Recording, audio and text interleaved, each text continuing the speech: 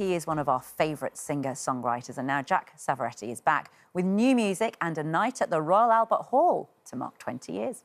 Oh, it's gorgeous. Gorgeous stuff. That's your new single, isn't it? It is. Do It for Love. Welcome. Thank you so much. You've not been on to Lorraine for years now.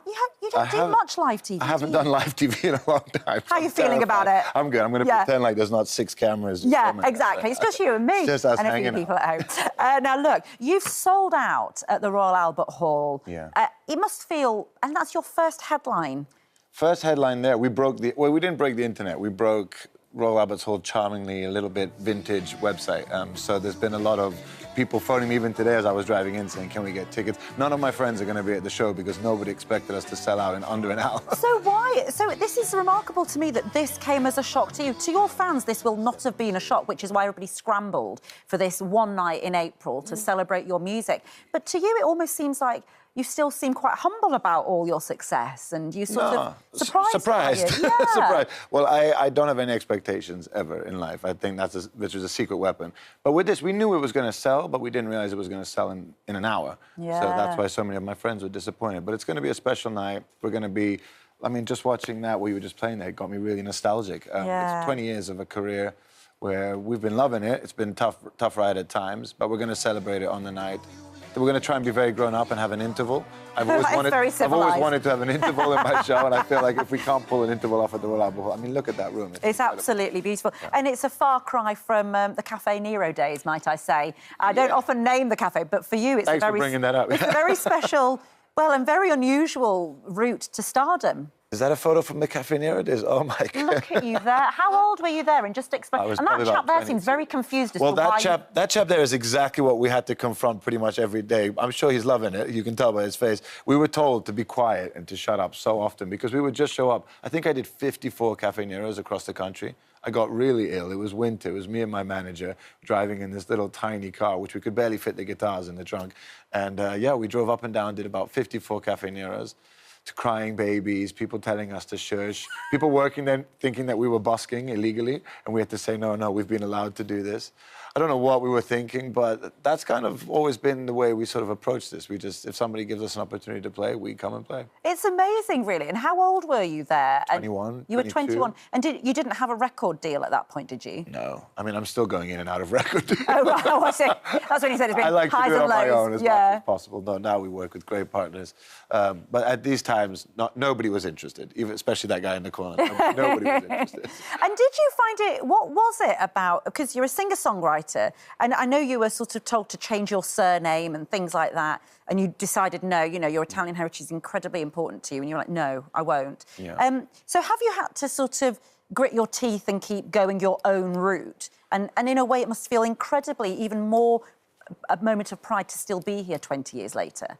Yeah, it is. I think, again, I had no expectations. I remember when I decided to do this 20 years ago, I decided to do it. I wasn't trying to do it. I remember telling myself very early on, you can't try and do this. You either do it or you don't. I love that. Like, this is either going to be who you are from here on out or do something else.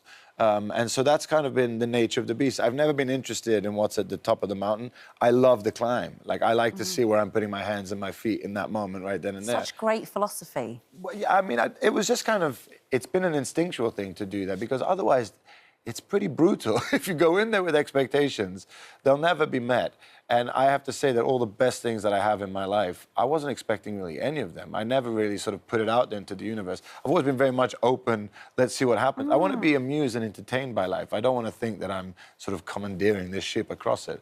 I kind of like to sort of take it face on and see what happens. I love that. And alongside this, you've had this marriage that has lasted, which I think must be another source of great pride for you because it can't have been easy. As you say, you met when you were quite young, you had a baby. Yeah, we're celebrating. We just celebrated 20 years together. You're a gorgeous couple. We sort of, thank you very much. Yeah. She's gorgeous.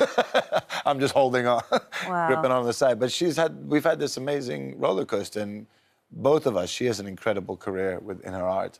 And I think it's just, again, both of us have learned not to retain too much expectation, even in each other. Yeah. Like, don't try to change anyone, don't try to expect anything. Like, just be there and get to know the growth, and sort of see what happens. Yeah, it's remarkable. And you both have this lovely life in the Cotswolds, Yeah, which is the hot spot. I mean, you've got every... It's become a bit of a hot Hollywood spot, star is there. How many of those people do you bump into, and what is life like I don't know there? any of them. So, I mean, I keep hearing, like, people moving in and moving out. But you know what? I'm so fortunate because I get to travel a lot. And I think, especially post-COVID, a lot of people reevaluated their lives. And I think a lot of people that were living in cities with children and dogs and stuff sort of moved out. And it's actually... If they have the money to do it. I mean, it's such an expensive But not just the place to live. Cotswolds, not just the Cotswolds. Yeah, just I mean, in just general. move out of cities Yeah. in general. The Cotswolds, yes, it's become a very expensive area. Who's your most famous neighbour? Well, I live next to Sir Patrick Stewart. Well, there you go. Who has no idea who I am. I mean, I've met him a couple of times. I keep bumping into him on TV shows. I met him on Sunday Brunch. I met him on the Graham Norton Show and everything. But he has no idea. Yeah. Did you not want to say, I'm your neighbour, by the way? I tell him every time. I'm like, hey, buddy, I'm your neighbour. And he sort of goes, oh, how wonderful, and then moves on. Leaves it at that. Maybe hand him a CD if they still exist. I'm very good friends with his son, actually. Oh, there you go. Son, so. That's lovely. So you've got this brand new single out, you've got brand new music, and you're heading into the Royal Albert Hall next year. Yeah. Well, congratulations. I suppose, so as you much. say, you seem like a very reflective kind of soul, and that comes through in your music. Thank you. Well, I hope, I mean, this song, Do It For Love, I didn't even know what I was writing about until I played it for the first time in front of an audience. And I realized, to answer your question before, that's kind of why we're still here 20 years later.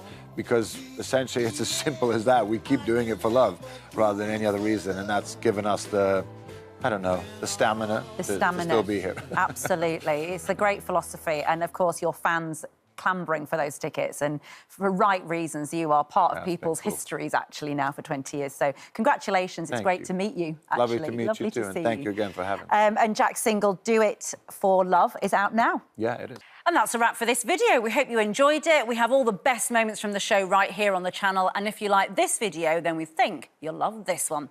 See you next time.